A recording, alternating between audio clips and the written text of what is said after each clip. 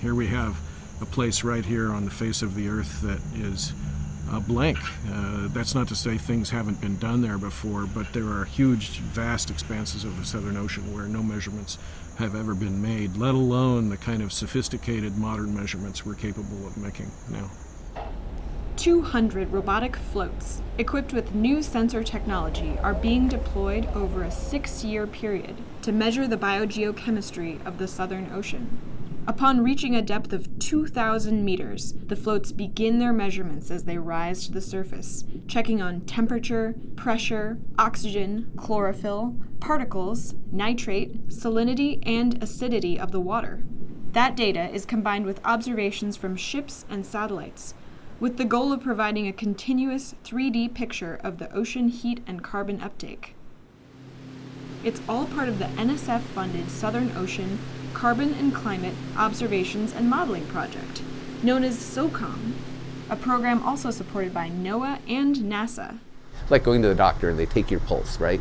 We're going to go take the pulse of the Southern Ocean, right? Scientists try to minimize the risk of something going wrong at sea by rigorously testing the floats.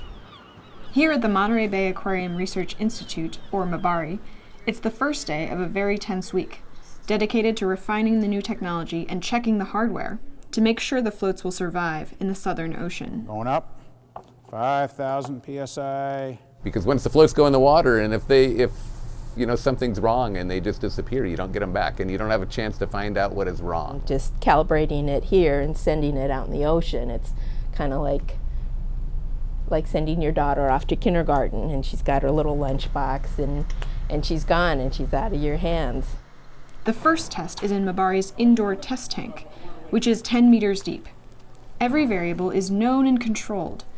Scientists calibrate the sensors, simulate deep ocean pressure, and receive results immediately. That first sample, that's what we're looking at. Plus 0.57, plus 0.6. Both test floats are submerged in the 10-meter deep test tank and relay their measurements back.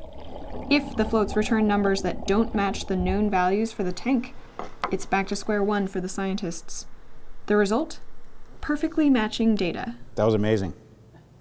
Today we're going to go out and put them in Monterey Bay, so they really go down to 1,000 meters. To reach that depth, scientists travel 20 miles out into the bay. On this day, they deployed 2 floats. The scientists monitor and track the floats from their laboratory at MBARI, data reaching them by satellite. And they ended up drifting all the way down to here. After 2 days, the scientists go back and retrieve the floats. We're going to go find 2 little antennas that are about as big as the cardboard tube in your paper towel, 17 miles out in the ocean. During recovery, the risk is that the boat might run over the floats and destroy the sensors. Okay, I'm in neutral. Data from the test deployment in Monterey Bay comes back without a single hitch. This technology will be used for all future SOCCOM floats, giving way to a new generation of oceanographic technology, one that will yield new insight into the relationship between the Southern Ocean and our changing climate. The whole project is like the canary in the coal mine for climate change. We're putting the canary in today, and in the future we'll see how that canary is doing. Those breakthrough discoveries come from breakthroughs in technology, and that's what this represents. It's everybody working together to really pull off a pretty unique task and trying to figure out what the role of the Southern Ocean is in climate change. This has never been done this way before, and by the time SOCCOM is finished, we will have a much larger amount of data than the sum of all that's ever been collected before. Data that will give scientists greater knowledge of how changes to the climate affect the Southern Ocean and how those changes will likely affect the future.